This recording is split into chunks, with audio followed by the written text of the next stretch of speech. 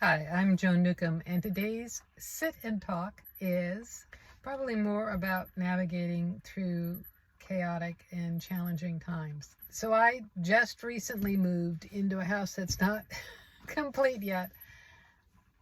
I think that the kitchen floor will be down and there'll be a new fridge, and the old stove will have a new oven handle before the pet sitter comes at the end of this month before we leave. Anyway, it seems so reflective of the outside world that there's just a lot of chaos. What I know for myself is that I can set the tone in my family with my husband, with my son and his girlfriend, and even the baby. I set the tone by not reacting. And it comes from a thing that I learned a long time ago, which was to not react dramatically, even if it seemed dramatic. Because more often than not, if something is dramatic, it is more than likely coming from a dysfunctional pattern. So in this case, I'm not underreacting. I am noticing how I feel about living in this chaos. And at the same time, it is what it is. The universe is reorganizing into a more orderly fashion. It's just doing it on a timetable that is not what I would have decided, which would have been all of this being done in April instead of August. Meanwhile, we're needing to do a lot of things at the very last minute here. And the thing is that everybody is operating with their own patterns. This happens in new marriages when two people who may have been living together and everything's just fine and dandy, but the moment they get married, there's all this conflict because suddenly they're married and their family stuff comes up. And one person comes from a very super organized family, and one comes from a very sort of not very organized family. A good analogy is one person comes from a family where they were all ballet dancers, and the other one comes from a family where they did jazz, modern, different kinds of steps and rhythms. And you bring that together to try to have a marriage, and there's conflict till you figure out that you can do a form of ballet jazz sort of thing.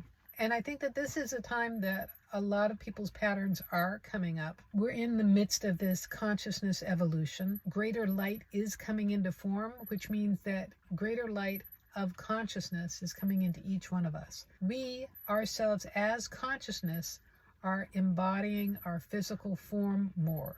So it's like turning on the lights in a house that has had faulty lighting, has had lights in some rooms and not lights in others. Suddenly there is light showing all the places where you haven't dusted, or there's been a hole in the wall and you never noticed it before. Greater light is coming into form, and we're all seeing our patterns. We're seeing other people's patterns. We're seeing things that are very uncomfortable and dysfunctional. And it's also reflecting in the outside world, where people who are very attached to those kind of dysfunctional patterns are trying to force everybody else to stay entangled in them as well. Isn't going to happen. I just listened to a horoscope about the upcoming moon on the 23rd of August, and there's a configuration with Uranus, which is the planet of shocks and surprises. So there could be a lot of seismic things going on, but there's also likely a lot of seismic things going on in the world. And it's an opportunity for us to clear our space, to release those old patterns so that we can step into a newer, bigger, more expanded way of living. And to touch back on that, I'm the one who sets the tone. I'm not overreacting to things. I'm not underreacting to things. But I am remaining open that everybody who is wandering around with their own patterns are in the process of having these things come to the surface so that they can change to something better, more expansive, more harmonious, more in keeping and in alignment with our collective self as consciousness. So notice how that's happening in your life. And if you've had an experience like this, or if you're having an experience like this, leave me a comment below. I love to read your comments. And if you like these videos, please share them on your social media and with your family and friends.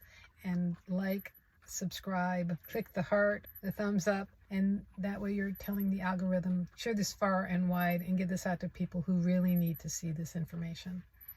And if you'd like to know more, my website is joan-newcomb.com, and I'll see you next week with another Weekly Musings.